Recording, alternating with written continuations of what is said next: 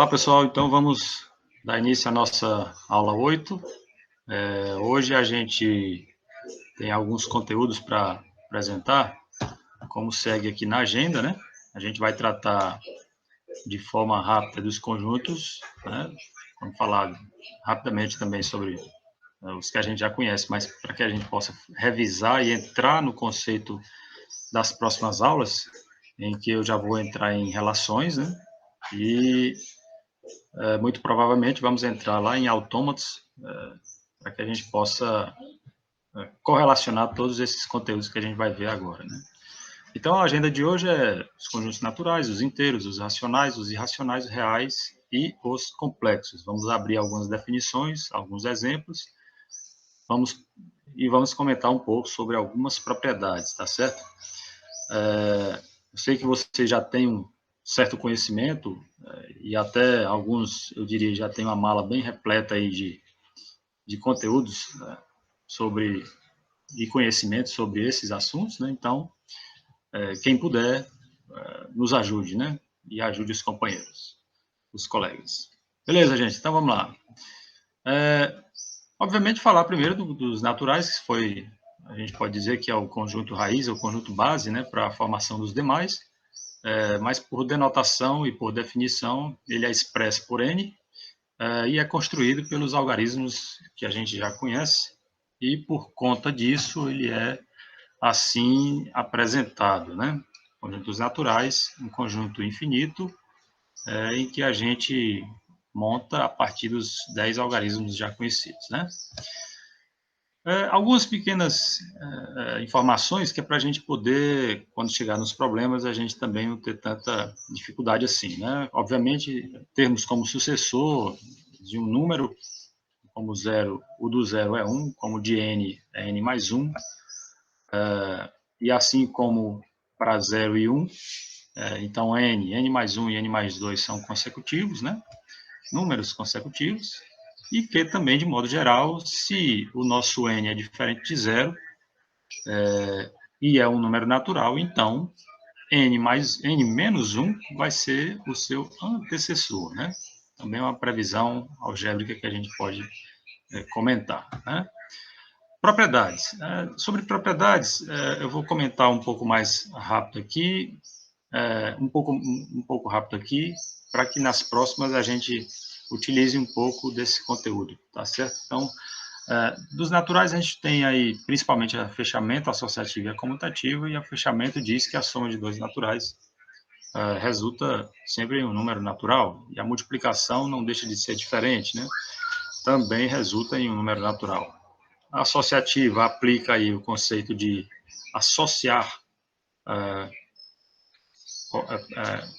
algumas operações primeiro para depois fazer a outra. No nosso caso aqui a gente tem o A mais B primeiro para depois somarmos com C, não por ordem de precedência, mas por ordem mesmo de preferência, vamos dizer assim. Mas também isso equivale a dizer que é a mesma coisa de A mais a soma das duas parcelas posteriores, né?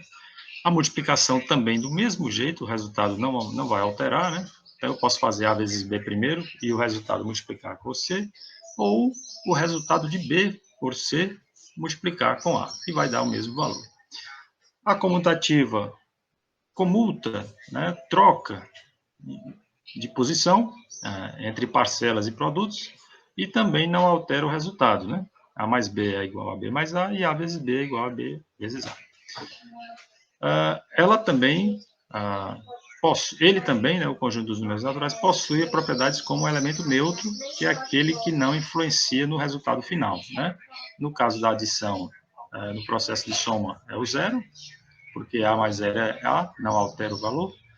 E no caso do produto, é o 1, então, multiplicar um número natural por 1 não vai alterá-lo, mantém-se o mesmo valor. E a distributiva da multiplicação, porém, em relação à multiplicação, né, é aquela em que você distribui um fator para as parcelas que estão reservadas entre parênteses. Portanto, A vezes B mais A vezes C, né? A gente pode também fazer com A vezes o resultado da soma de B mais C, né? Já os números inteiros, e veja que a gente já está andando rápido, né? Que os naturais a gente fala um pouco mais lentamente, porém aqui a gente está fazendo a título de revisão. Por definição, é um conjunto de números, o qual é denotado por Z, e pode-se dizer que é a união do conjunto dos números naturais com o conjunto dos números opostos aos naturais. Portanto, se eu tenho nos naturais 0, 1, 2, 3, 4, 5 infinitamente, à sua direita, à esquerda eu tenho os opostos desses números. O oposto de 1, menos 1, oposto de 2, menos 2, oposto de 3, menos 3, oposto de 4, menos 4. A grande sacada aqui é que todos eles estão equidistantes dessa região central no qual do qual o zero faz parte, né? Portanto, estamos aí diante da definição. Os inteiros, ele possui algumas características interessantes que a gente pode denotar por subconjuntos, né? Embora nos naturais a gente também tenha, daqui a pouco eu vou dizer, mas eu preferi explicar logo a partir daqui que vocês entenderão e lembrarão tranquilamente. Então, subconjuntos de Z, a gente pode expressar o Z+, como sendo o conjunto dos números inteiros não negativos, né? A gente não pode dizer que são positivos, porque dentro desse conjunto eu tenho o elemento zero, e zero não é positivo nem negativo. Então é melhor eu dar uma negação ao nome negativo, portanto, não negativos, né? Então daí a gente pode, inclusive, expressar esse conjunto dos Z+, ou inteiros não negativos, como sendo o mesmo conjunto dos números naturais, né? Mesma coisa. Uma outra expressão de subconjunto de inteiros é os inteiros não positivos, a mesma ideia anterior, porém, agora falando apenas dos números negativos e o zero, já que ele não é nem negativo nem positivo, portanto, ele se inclui no conjunto dos não positivos, né?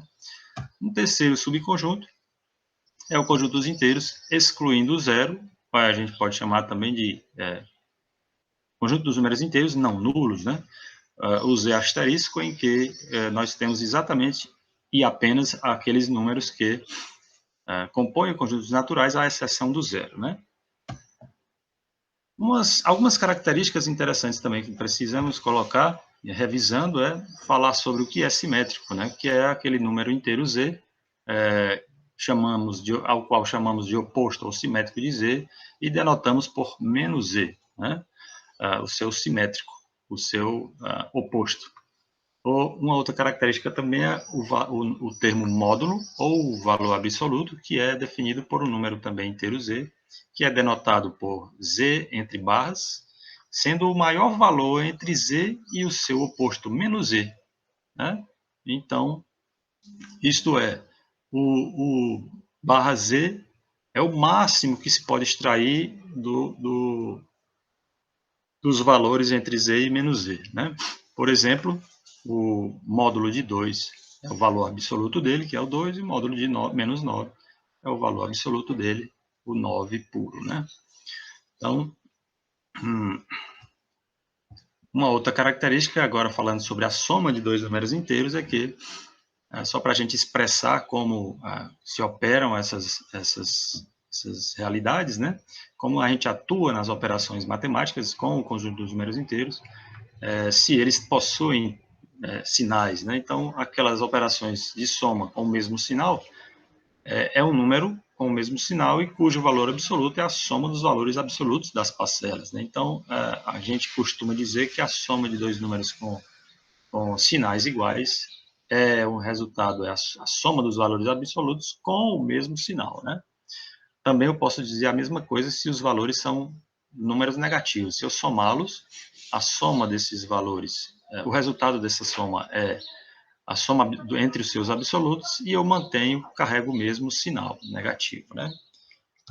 Uma outra característica, uma outra propriedade seria que com os sinais contrários, né? Obviamente, se a gente fez com sinais iguais, com os sinais contrários eu também vou fazer uma operação, só que agora a operação contrária, né? Então eu vou fazer é o número cujo valor absoluto é a diferença entre os valores absolutos das parcelas e o sinal é igual àquele que tem ou que possuir maior valor absoluto. Por exemplo, menos 2 mais 7, a gente sabe que o valor absoluto maior é do 7, portanto, o resultado vai ser a diferença entre 7 e 2, e vai levar o sinal daquele módulo maior, né? Entre 9, a soma entre 9 e menos 8, eu também tenho sinais diferentes, portanto, o maior módulo é para o 9, o resultado entre a diferença de 9 e 8 é 1, então ele vai ficar positivo, né?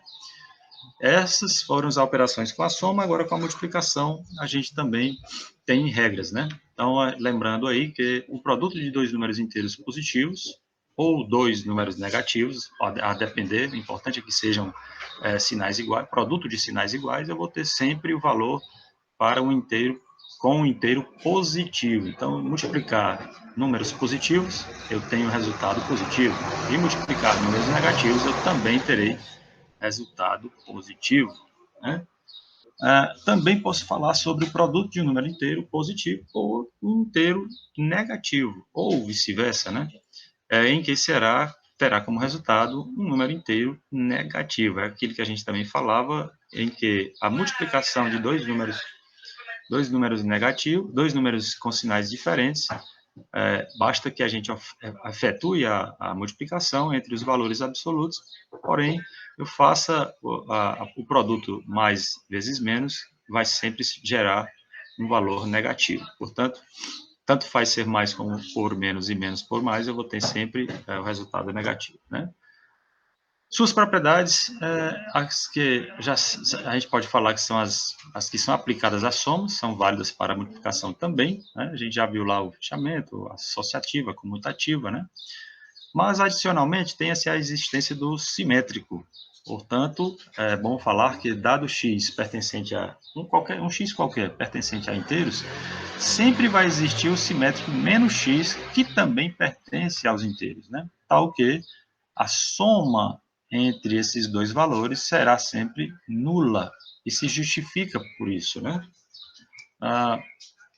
Também podemos comentar por uma noção de divisor, uma característica bem interessante, né? Que se diz que um número inteiro A é divisor de B e denotamos por A barra B quando existe um número inteiro C tal que esse C multiplicado por A é igual a B.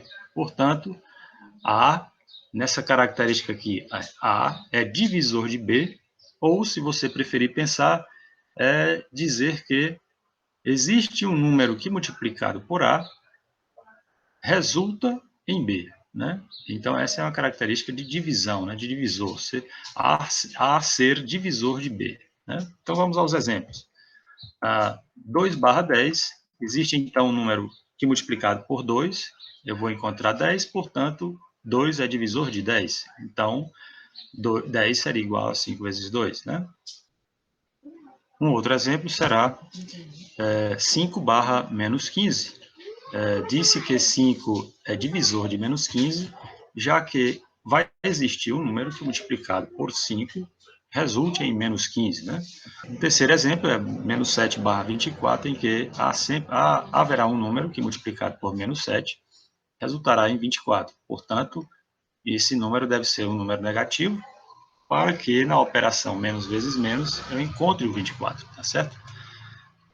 O menos 3 barra menos 27 disse que menos 3 é divisor de menos 27, porque existe um número que multiplicado por menos 3 resulta em menos 27. Ora, para resultar em menos, tendo um dos fatores já negativo, portanto, o outro número deverá ser positivo. E o seu valor vezes o menos 3 resulta no menos 27. Duas informações interessantes, dois exemplos interessantes são 0, que é divisor dele mesmo, pois um número qualquer multiplicado por 0 vai sempre resultar em 0. E um último exemplo é dizer que 3 é divisor de 0, assim como qualquer outro número, já que qual seria o número que multiplicado por 3 resultaria em 0? O próprio 0. Então, no último exemplo acima, que é esse letra F, a gente sabe que, vou pegar um ponteiro aqui, a gente viu que para qualquer número inteiro n, a gente sabe que ele é divisor de zero, né? Pois esse número, esse n vezes zero, vai sempre resultar em valor negativo, ou valor nulo, né? Também nos números inteiros a gente pode falar ainda que quando A barra B, ou quando A é divisor de B, podemos dizer também o contrário, que B é divisível por A. Ora, se B é divisível por A, então B é múltiplo de A, não?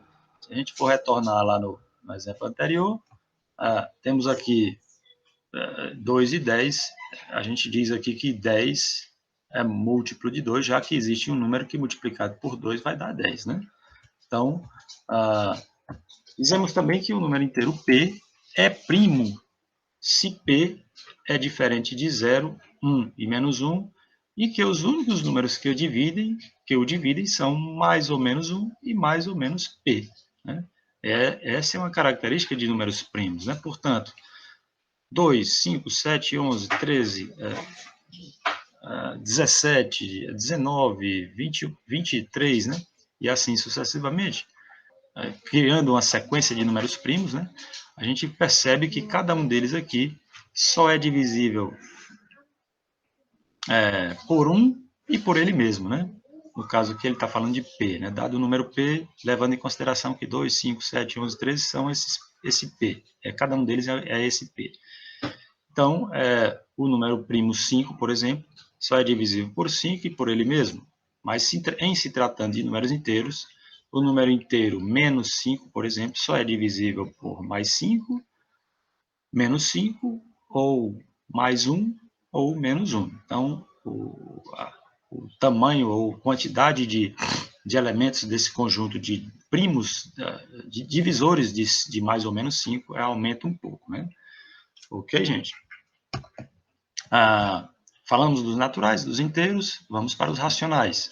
E agora o conceito modifica um pouco, porque a gente tem uma outra forma de expressar um número racional. Né? Nesse caso aqui, ele pode ser considerado, esse conjunto dos racionais, como uma extensão do conjunto dos números inteiros. Vamos explicar por quê. Né? Porque, pela definição, um número racional é todo número que pode ser escrito sob a forma de fração. Uma fração A sobre B, onde A e B são números inteiros e, cuidado, o B tem que ser diferente de zero, porque não há número nenhum que possa ser divisível por zero, né? Ou seja, nenhum número é divisor de zero, porque qual é o número que eu vou multiplicar por zero que vai dar esse divisor aqui, né? A exceção do próprio zero. Então, a denotação para ele é que é um Q, é um conjunto Q expresso por A sobre B, tal que A pertence a Z e B pertence aos inteiros, A pertence aos inteiros e B pertence aos inteiros não nulos, né? Pode ser qualquer valor, à exceção do zero. Portanto, essa última informação aqui justifica a primeira, né? Em que se diz que N está contido em Z, que está contido em racionais, ou seja, todo número natural é inteiro e todo inteiro é racional. Mas cuidado com o retorno, porque nem tudo nem sempre isso é verdadeiro, já que nem todo racional será inteiro e nem todo inteiro será natural. Ok, gente? Então, essa informação bem peculiar. Né? Por exemplo, a gente tem aqui a forma de expressar um número racional, né? 3/4 pertence aos racionais. Nesse caso aqui, eles já não pertencem aos inteiros, muito menos aos naturais. Menos 2/3 também pertence aos racionais nas mesmas condições do anterior, só pertence aos racionais e não aos inteiros e muito menos aos naturais. 6/5 da mesma forma pertence apenas aos racionais e não aos inteiros e nem muito menos aos naturais. Porém, 10/5 pertence aos racionais, porém ele é um número inteiro e é natural porque a divisão entre 10 e 5 resulta em 2. Então, é um número que transita entre os três conjuntos já explicados até aqui, né? Ou já relembrados até aqui. Né? Então, a gente pode agora definir, assim como a gente fez no conjunto dos inteiros, os mesmos subconjuntos, né? O conjunto dos números racionais não positivos, o conjunto dos números racionais não negativos e o conjunto dos números racionais não nulos. Assim, a gente pode dizer que temos 3 subconjuntos para expressar os números racionais, né? Se a gente combinar, por exemplo, um Q asterisco com o mais, a gente teria aqui o que a gente chamaria de conjunto dos números racionais positivos, né? Porque nesse caso eu excluiria o zero e ficaria só com os positivos, né? Da mesma forma, se eu mesclasse o Q menos com o Q asterisco, eu ficaria com o Q asterisco menos, e aí eu teria o conjunto dos números naturais negativos, porque nesse caso o zero não entraria, então só teria número negativo, certo? Então, outra informação é que todo racional pode ser representado na forma de um número decimal, né? Já que ele é expresso na forma de fração, então eu posso também escrevê-lo na forma decimal, né? Em duas condições. Primeiro, com uma quantidade finita de algarismos, né? Ou seja, eu tenho aqui 6/3, né? Isso aqui me resulta em 2, mas eu também poderia dizer que seria 2,0, 2,00, 2, a quantidade de zeros que eu quisesse colocar após a vírgula, continuaria valendo o mesmo 2. Mas em outra condição, e nesse caso aqui seria um racional também inteiro e natural, e em outra condição eu teria a fração 1 meio, né, que é representada pelo decimal 0,5, né, dada a divisão de 1 por 2, né, e aqui eu tenho uma quantidade de algarismos decimais finita, né, eu só tenho até o 5. Então, mais do que isso, eu não preciso expressar, porque, a não ser que eu queira colocar zeros, mas que não vai alterar o valor do 0,5, né, em que a gente também pode ler por 5/10, né. O 1/4 também é uma fração representando um racional puro, né, em que ele não está nos inteiros, muito menos nos naturais, e pela sua divisão de 1 por 4, eu tenho 25 centésimos, ou 0,25, né? Eu também tenho como expressar as frações centesimais, né? Aquelas em que eu tenho no seu denominador potências de 10, né? Ou frações decimais, né? Que são potências de 10. Nesse caso aqui seria 10 elevado à quarta, né? E que se justificaria até pela sua expressão decimal. Eu tenho, após a vírgula, 4 casas decimais, justificando o denominador 10.000, ou o divisor 10.000, né? Então, eu teria 4 casas decimais, ou poderia também ler como sendo 97 décimos de milésimos, né?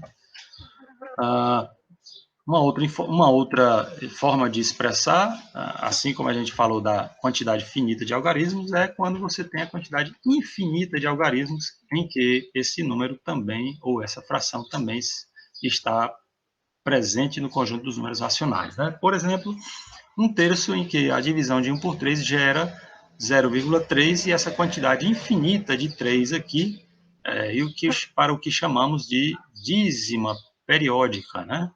É uma dízima periódica, nesse caso aqui, uma dízima periódica simples, né? Porque após a vírgula eu já tenho o algarismo que se repete, né? O número que se repete, que é o 3, né? Mas eu também tenho como encontrar, já que eu encontrei que 1/3 é 0,3333 infinitamente, eu também posso fazer o contrário, né? Gerar exatamente a fração que representa essa dízima. Esse processo de encontrar uma fração a partir da dízima se chama encontrar a geratriz, né? Aqui no 5/7 também, pela divisão de 5 por 7, a gente tem aqui um valor em dízima também, e cujo período é 714285. 714285. Está vendo que a parte periódica aqui ficou bem grande, mas pelo menos aqui na sequência, a gente sabe quais são os algarismos que vêm logo em seguida. 714285. Então, é uma quantidade infinita de algarismos também, né? O outro exemplo é menos 13,22 centésimos, né? Em que, ou menos 13,22 avos, também pode ser, desculpa, menos 13,22 avos, né? E é representado através de sua divisão por menos, já que aqui eu tenho menos dividido por mais, né? 0,5909 0909. Então, a gente está percebendo aqui que o 90 é um número que está se repetindo, estará se repetindo infinitamente. E nesse caso aqui, após a vírgula e antes do número que vai se repetir, né, eu tenho esse 5 que ficou estático, ele não vai mais se repetir, né? Portanto, para esse tipo de dízima, a gente declara que ela é dízima periódica composta. Se pela divisão eu consigo encontrar a dízima, também posso fazer o contrário, a partir da dízima encontrar a fração. E esse processo dá-se o nome de encontrar a geratriz também, né? Muito bem. Seguindo, então, à frente, dados os dois números racionais A sobre B e C sobre D, temos as seguintes definições para a igualdade, a soma e a multiplicação, respectivamente. Vamos primeiro para a igualdade. A gente já viu isso aqui, e é só para a gente revisar, que a gente tem aqui uma expressão matemática definida por uma igualdade, né, expressa por uma igualdade, e que a gente pode escrever também na forma de igualdade entre dois produtos, né? Basta que você multiplique o primeiro termo do primeiro membro com o quarto termo do segundo membro, né? Esse produto deve ser igual, para que isso aqui seja uma verdade, ao produto entre os termos do meio, né? B vezes C, que é exatamente essa expressão aqui, certo? Uma segunda condição, falando agora da soma, é que na soma entre frações, principalmente aquelas em que o denominador é diferente, eu preciso extrair o MMC entre esses dois denominadores, que no caso aqui é o produto entre eles mesmos, né? BD, e encontrar o novo numerador através da divisão desse denominador por cada denominador multiplicado pelo numerador respectivo, né? E a soma deles dois nós encontraremos a nova fração, né? Representada pelo novo denominador, inclusive. Também posso falar da multiplicação. Nesse caso aqui, eu nem multiplico, nem efetuo extraindo o MMC, muito menos o produto entre os termos, né? Aqui, na verdade, eu faço o produto direto entre numerador e numerador, denominador e denominador, simples e puramente, né? E pronto. Essas são as condições. Propriedades. Nas propriedades de soma e multiplicação vistas para os números naturais inteiros, nós também podemos dar como válidas para os números racionais, certo? Adicionalmente, como é bom de sempre estarmos falando, temos a existência de um elemento chamado elemento inverso da multiplicação, onde para todo A sobre B, pertencente aos racionais não nulos, exatamente porque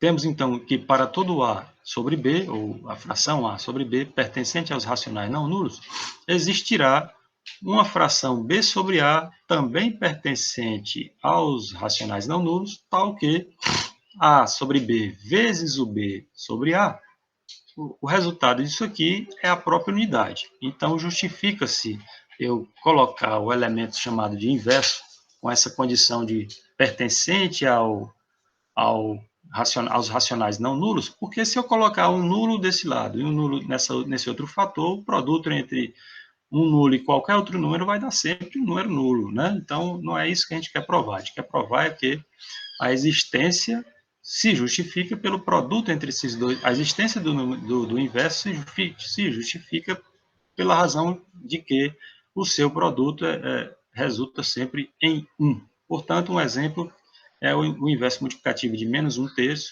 é menos 3 sobre 1. Né? No caso aqui não precisa aparecer. Né? Muito bem, já vimos aí que os naturais estão contidos nos inteiros, os inteiros nos racionais, e os irracionais, em que conjunto ele vai se enquadrar? Na verdade, ele é formado pelos números que não são racionais, né? Ou seja, não poderão ser expressos como fração. Então, é uma boa justificativa você colocá-lo num conjunto à parte, né? Porque ele não pode ser expresso como uma fração de dois números inteiros, e cujo denominador é diferente de zero, né? Por exemplo, qual é o número que elevado ao quadrado resulta em 2? Não existe. Da mesma forma, qual é o número que elevado ao cubo resulta em 4, né? Qual é o número cuja divisão aqui porque aqui a gente vai, se a gente for efetuar isso aqui, racionalizando, a gente vai ter aqui raiz de 3 vezes raiz de 3, eu tenho raiz de 9, então a raiz de 9 é 3, só que se eu multipliquei aqui, aqui no denominador por raiz de 3, no numerador também ficará multiplicado por raiz de 3, então eu vou ter 2 vezes raiz de 3 sobre 3, e aí eu tenho 2/3 da raiz de 3, né? E aí eu continuo com a raiz inexata, né? Qual é o número, que eu tenho a raiz de 3, qual é o número que, multiplicado por ele mesmo, vai dar a raiz de 3, né? Não tem, não existe, né? Pelo menos no conjunto dos racionais. Um outro exemplo são considerações já lá da geometria, em que se expressa um número grego, por uma letra grega, o valor de π, por ser uma expressão de um número infinito na sua parte decimal e que não é uma dízima, né? Porque se assim o fosse, ele não estaria no conjunto dos irracionais, estaria no conjunto dos racionais, né?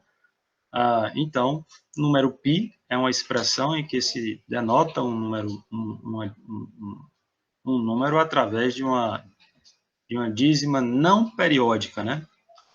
No caso das periódicas, já se enquadrariam, aliás, se enquadram nos racionais, né? O epsilon também é outra expressão em que denota um número através de uma dízima não periódica. Veja que não tem um período aqui, né?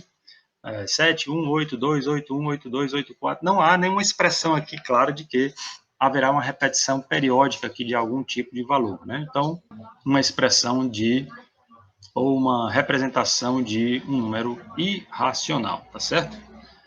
Muito bem.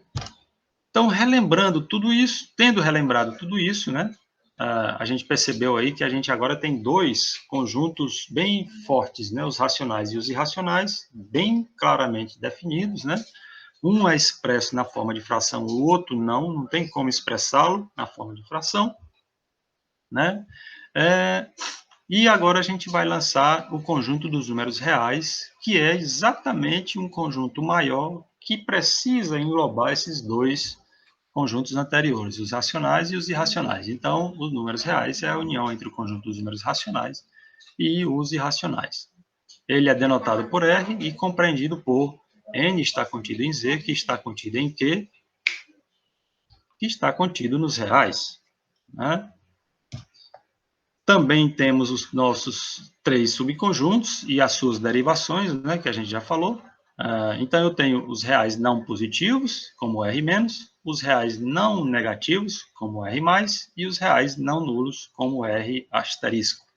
Valem aquelas mesmas expressões ou subdivisões, né, para as mesclagens aqui, né? Se eu fizer R mais asterisco ou R asterisco mais, eu vou ter o conjunto dos números positivos, né? Positivos, já que ele não tem o zero, certo? Bom, a representação dos números reais nos permite, então, definir uma relação de ordem. Preste bem atenção nisso, que nós vamos precisar disso, né? Entre elas, que relação de ordem é essa? A relação de ordem pode ser definida como se segue. Se eu tiver dois números reais A e B, nós teremos que se A é menor ou igual a B, é equivalente dizer que B menos a diferença de B menos A, entre B e A, será maior do que zero, né? Vamos ver exemplos para a gente compreender isso, né? Veja que 5 é menor ou igual a 7, e isso equivale a dizer que 7 menos 5 é 2, e 2 é maior que zero. Então, a gente está colocando uma ordem expressa entre os números reais, né? O menor sempre à esquerda e o maior sempre à direita da reta, né? Portanto, quanto mais à esquerda, menor o número, quanto mais à direita, maior o número na reta real, né? Então, menos 3 é menor ou igual a 4, e equivalente a dizer que 4 menos menos 3, ou seja, 4 mais 3, é 7, e 7 é maior que zero. Também menos 15 é maior ou igual a menos 8, equivalente a dizer que menos 8 menos menos 15, ou seja, menos 8 mais 15, eu vou ter a diferença entre dois números com o mesmo sinal, portanto, eu vou fazer aqui o jogo de sinal entre o menos vai ficar mais, e o maior módulo é para o mais 15, portanto, 15 menos 8, 7. Né? Aqui também a gente pode dizer que o conjunto dos números reais munido das operações de adição, adição, multiplicação, e satisfazendo as mesmas propriedades que satisfazem os números racionais, determina o que chamamos de corpo. Então, agora a gente tem aí o conjunto dos números reais sendo encorpado, né? Vamos dizer assim, que é para a gente poder justificar o nome final, né? Sendo encorpado pelas operações de adição e multiplicação e todas as suas propriedades. Então, agora a gente formou o corpo, né, deste conjunto. Então, com a relação de ordem, denominamos o conjunto dos números reais de corpo ordenado, né, já que a gente especificou uma ordem para este corpo. Portanto, corpo ordenado. Muito bem. Já perto da finalização para conjuntos reais, vamos lembrar aqui um pouquinho também dos conceitos sobre intervalos de reta, que nos serão muito úteis à frente, né? Vamos imaginar aqui o seguinte, dados os dois números reais A e B, tais que A é menor do que B, né? Então, chamamos de, primeiro, intervalo aberto de extremos A e B, o conjunto expresso entre parênteses, A, vírgula B, entre parênteses, sendo um x, que pertence ao conjunto dos números reais, tal que esse A e esse B serão os extremos do conjunto, mas pela expressão pelo uso dos parênteses do lado esquerdo e do lado direito, a gente diz que os elementos que estão aqui dentro são todos aqueles que estiverem entre A e B, ou seja, A e B não fazem parte desse conjunto, certo? Um outro exemplo seria se a gente quisesse incluir o A e o B, né? Ou seja, eu teria aqui um intervalo fechado de extremos A e B também. Então, ao invés dos parênteses, a gente precisa, para a inclusão desses valores, usar os colchetes, né? Colchete aberto para A, colchete em A e colchete em B, dizendo que é um número X. Esse número está nos números reais, e ele está exatamente entre os números A e B, podendo, inclusive, ser o A ou ser o B, já que ele está incluindo tanto um como o outro, certo? Então, aqui eu já tenho um intervalo fechado. Porém, a gente não tem só intervalo todo aberto nos extremos ou totalmente fechado nos extremos. A gente também tem expressões que mesclam tudo isso aí, né?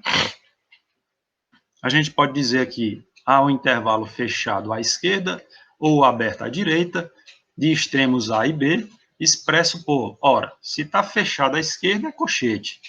Para fechar, eu preciso usar o colchete. E se está aberto, eu preciso usar o parêntese. Aberto à direita, então é parêntese para B, significando dizer que esse X, esse valor, está no conjunto, né, pertence ao conjunto dos reais, em que esse X está entre A e B, podendo inclusive ser o A, mas não pode ser o B, já que está fechado para A e está aberto para B, né? Uma outra possibilidade seria fazer o contrário, né? Abrir à esquerda e fechar à direita, né? Dizendo que é o mesmo número X pertencente aos reais, em que esse X está entre A e B, podendo inclusive ser B, mas não poderá ser A, né? Então, está fechado para B, aqui, ou o igual, sempre que tiver o igual é fechado, sempre que tiver o colchete é fechado. Sempre que não tiver o igual ou tiver o parêntese, está aberto, né? Então, vamos aqui imaginar algumas operações, né? Veja se você concorda aí. Esse intervalo aqui é fechado para 0 e fechado para 1, então é um intervalo real, né? Olha aqui, né? Estamos nos números reais. É um intervalo real que não dá para a gente dizer ou quantificar todos os elementos, mas dá para a gente imaginar o começo e o final, né? Aí você imagina que a união desse conjunto, né, completamente fechado, com um conjunto completamente fechado, iniciando em 0,5 e indo até 2. Então, veja que o início desse conjunto, ele está um pouco à frente, se a gente fosse para a reta real, deste conjunto, do início desse conjunto aqui, né? E o final desse segundo conjunto passa um pouco do primeiro conjunto. Portanto, eu vou pegar o começo desse primeiro conjunto como o primeiro extremo e o final do segundo conjunto como segundo extremo. E já que ambos estão fechados, eu fecho no resultado ambas as extremidades. Ok?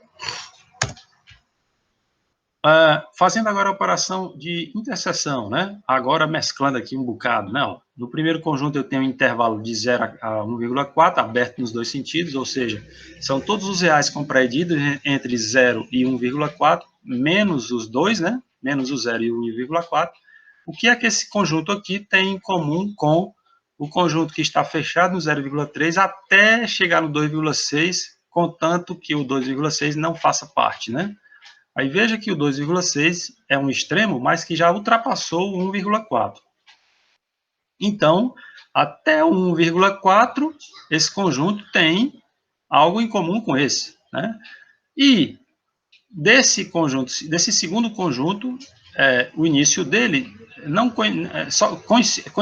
o início desse aqui coincide com uma parte desse aqui, porque aqui eu já não conto com muitos outros elementos de 0, 0,1, 0,2, né, 0,29, 0,29999, etc, né?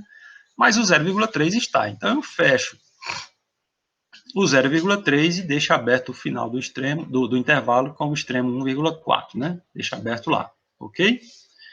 Esse exercício seria interessante você fazer em sua casa com retas reais, tá bom? E qualquer dúvida a gente pode aplicar isso na próxima aula, na próxima aula online, certo? A gente pode fazer o desenho e tal e mostrar bem direitinho fazendo o lembrete, ok? Outra, né? Ó, o que esse conjunto fechado em 1 e aberto em 9 tem em comum com aberto em 4 fechado em 7? Ora, do 1, sei que são números reais, mas do 1, 2, 3, 3,9, todos não têm nada em comum com esse outro conjunto. Então, eu começo aberto em 4, o resultado, e vou somente até o 7, porque o 9 aqui foi mais à frente. Então, já que esse aqui não tem nada além do 7, então eu fecho no 7 aqui também, né? Então, aberto em 4 até fechado em 7, né? Um outro exemplo é fazer a diferença entre conjuntos, né? O que é que esse conjunto tem que esse aqui não tem? Por exemplo, 2 tem nesse aqui? Não, então está aberto em 2, então deixa aberto em 2. Aí, esse camarada tem 5, fechado nele, inclusive, e esse aqui também tem 5. Ele só tem de 2 até chegar no aberto 3, né? Por quê? Porque a partir do 3, esse conjunto aqui já tem, né? E esse aqui também tem. 3, 4, 5, 4,1, 4,2, né? E esse aqui tem 3, esse aqui também tem, portanto, eu fecho a resposta no 3 aberto. Então, está corretinha mesmo a resposta, né? Aberto no 2, aberto no 3, né? Bom, vamos expressar, então, essa letra D através, vou fazer isso nesse exemplo, né? Vamos expressar essa prática aqui nas retas reais, né? Vamos colocar aqui no Paint, né? Uma ferramenta básica para a gente nos auxiliar aqui. Estão aqui, né? A operação, as retas reais, cada uma com a sua expressão. Vamos expressar agora, né? Vamos lembrar aí, né? A gente viu que quando a gente quer definir um ponto com o espaço aberto, ou seja, aquele ponto ele não faz parte do intervalo, a gente usa uma bolinha e a bolinha ficará aberta. Vou deixar aqui essa daqui para o resultado, tá bom? Vou botar aqui mais para cá. Ali. Lá.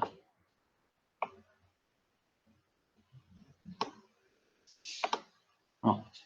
Né? Então, vamos marcar aqui, por exemplo, intervalo aberto em 2, fechado em 5. Então, eu vou usar a representação da bola aberta para marcar o ponto 2, ele não está fazendo. Aqui, bola aberta no 2, né? E fechado no 5, então eu vou usar a segunda bolinha aqui para fechar o intervalo. Então, agora eu vou pintar com uma reta vermelha esse pedaço que vai da bola aqui do valor 2 até o 5, inclusive, né? Então, veja que, claro, aqui entre o 2 e o 3 existem infinitos valores reais, né? Mas eu estou expressando aqui apenas esse pedaço. Então, está aberto no 2 e fechado no 5, então todos esses valores que estão aqui dentro fazem parte desse intervalo, né? Da mesma maneira, vamos utilizar aqui a bola fechada para o 3, né? Ó, bola fechada para o 3 e fechada para o 5 na anterior, né? Vou pegar aqui, fechar aqui também na 5, né? Ó.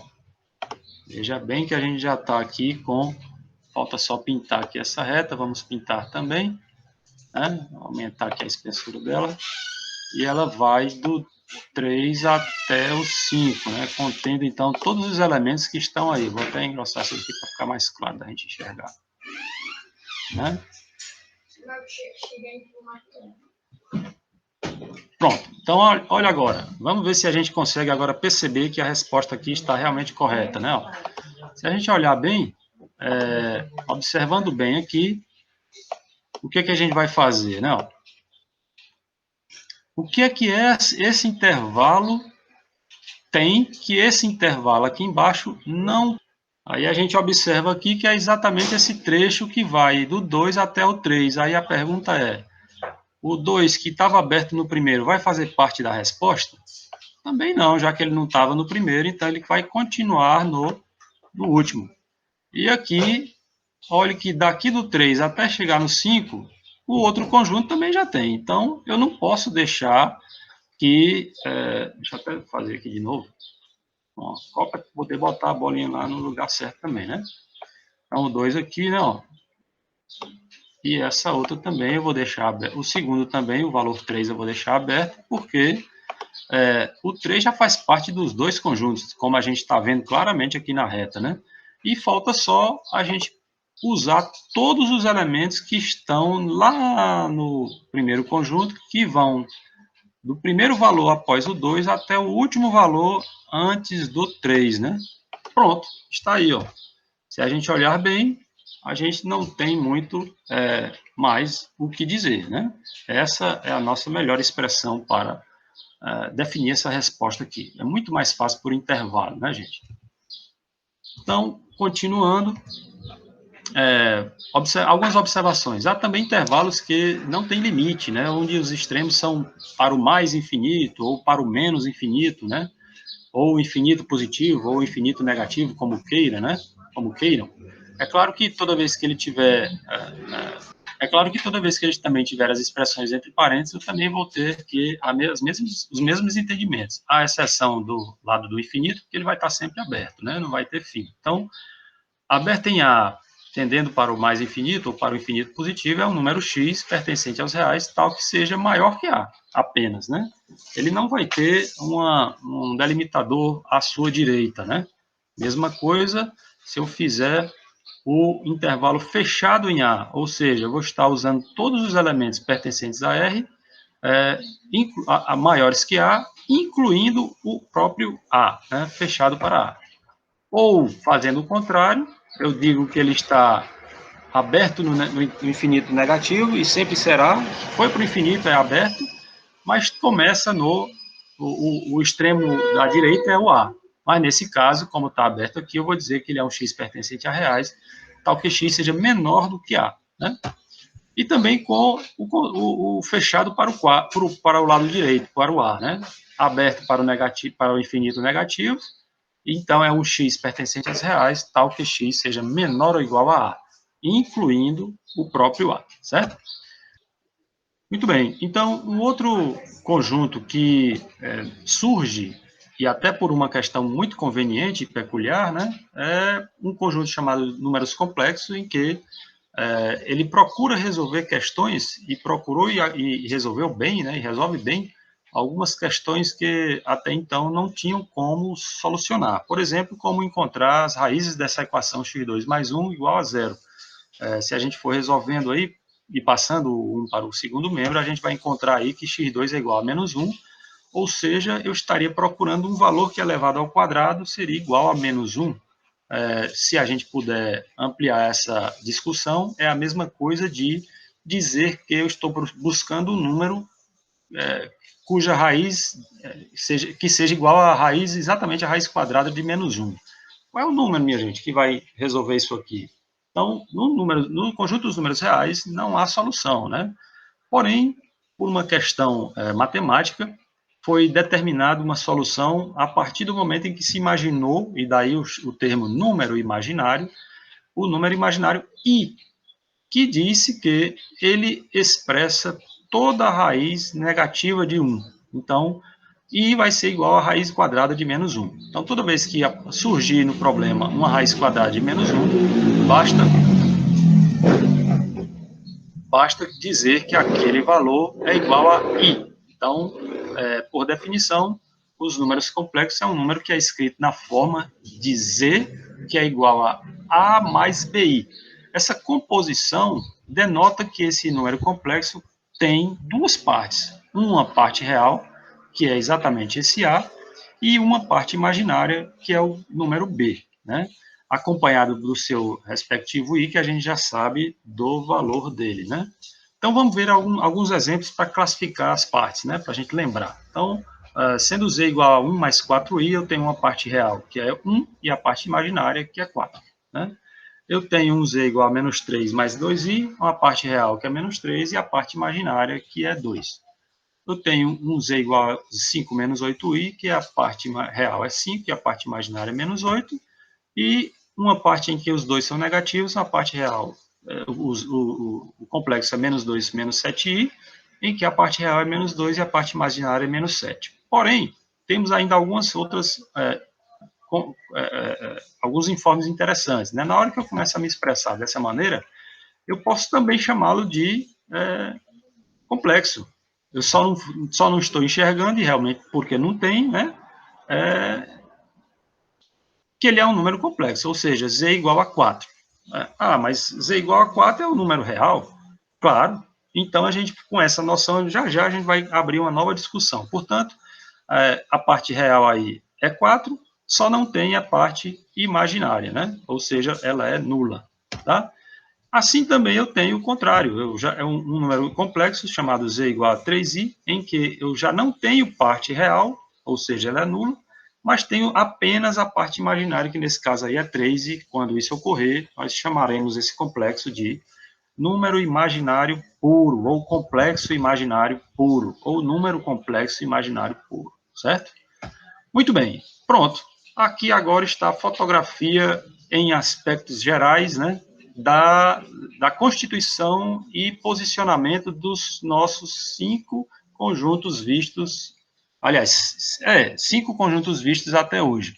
É claro que a gente aqui tem alguns nuances, né? Por exemplo, a gente falou que podia até ter colocado aqui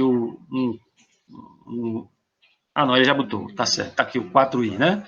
Que é o número complexo puro, ele não tem parte real, mas veja que os outros têm parte real e parte imaginária, parte real e parte imaginária, aqui só tem parte imaginária, portanto, esse aqui é o complexo puro. Mas aí, se você olhar, professor, e o 2, né?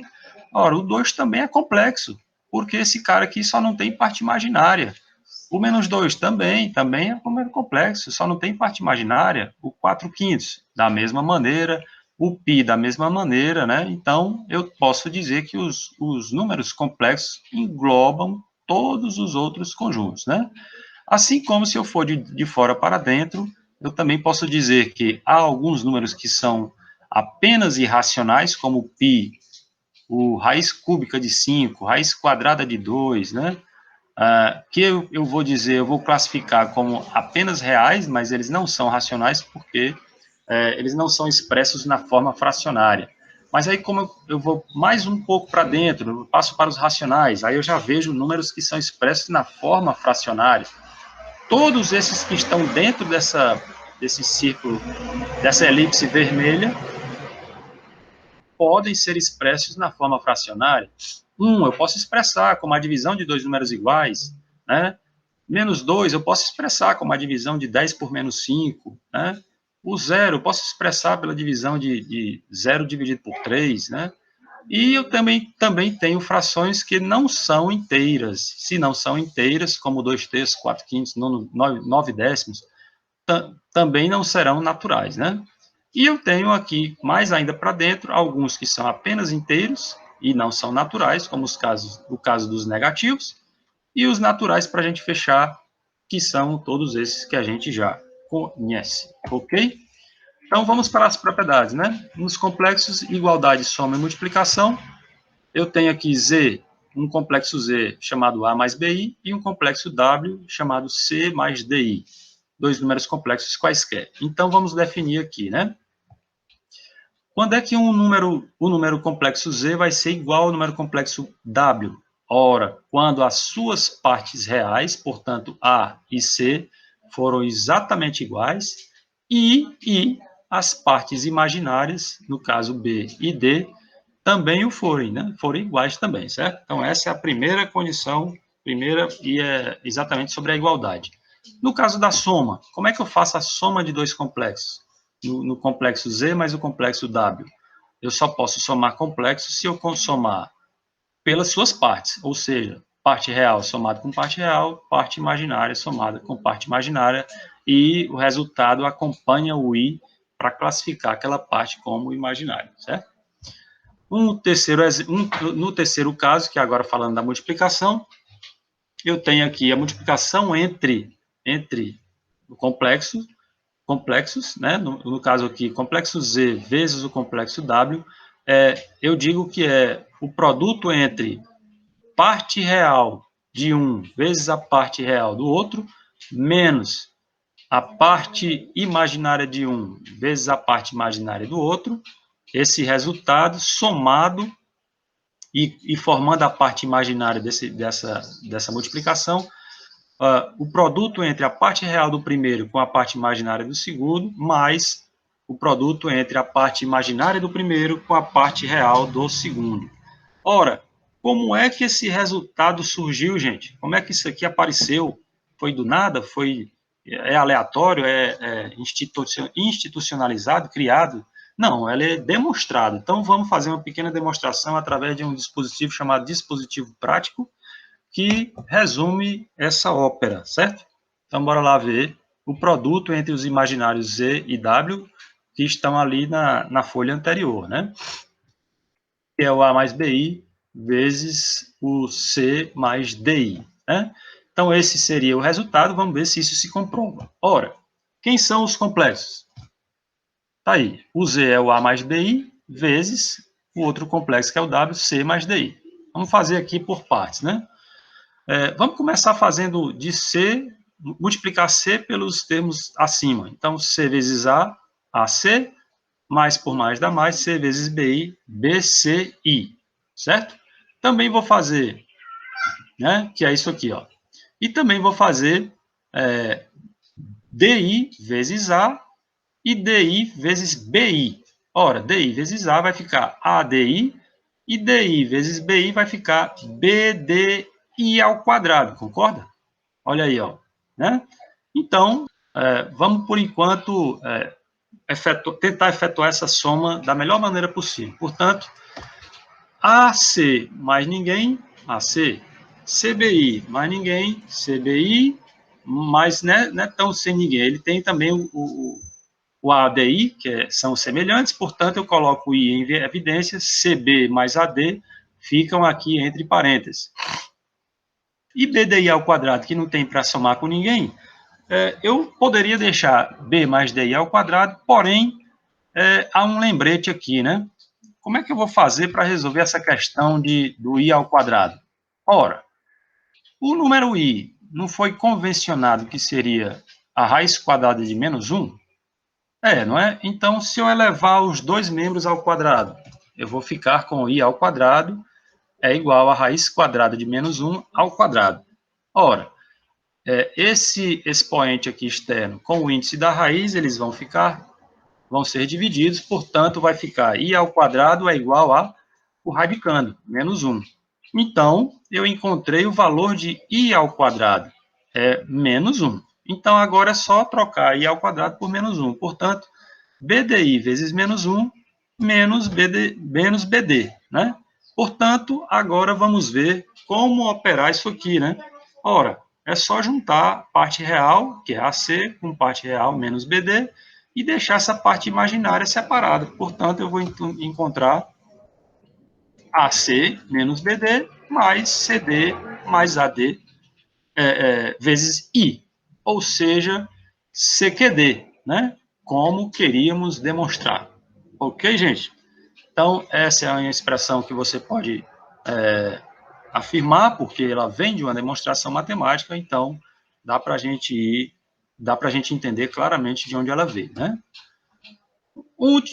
As últimas informações sobre complexos são quem são o oposto e o conjugado. O oposto de um número complexo, assim como para os reais, é o próprio simétrico, né?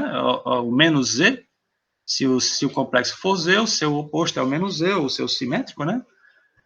Então, o oposto ou simétrico de A mais BI é o complexo menos A menos BI, né? E o conjugado, seja um complexo Z igual a A mais BI, um complexo qualquer, né? Chamamos de conjugado de Z e denotamos por Z asterisco como sendo o número complexo, trocando apenas o sinal da parte imaginária. Portanto, eu tenho conjugado A mais BI. Para o conjugado de A mais BI, eu tenho A menos BI, tá certo? Muito bem. Pronto. Acredito que na próxima aula eu já vá lançar uma lista de exercícios bem maior, né? Mas talvez seja melhor, se for o caso, a gente faz uma pequena revisão sobre tudo isso, aí eu lanço uma lista bem maior para que seja avaliativa, tá certo? Então, fica como está aqui no slide mesmo, tá ok? Muito bem, gente. Então, eu agradeço a participação. Espero que vocês tenham a oportunidade de ver e rever essa apresentação e, quando tiverem necessidade, entrar em contato com a gente, ok? Um abraço e até a próxima.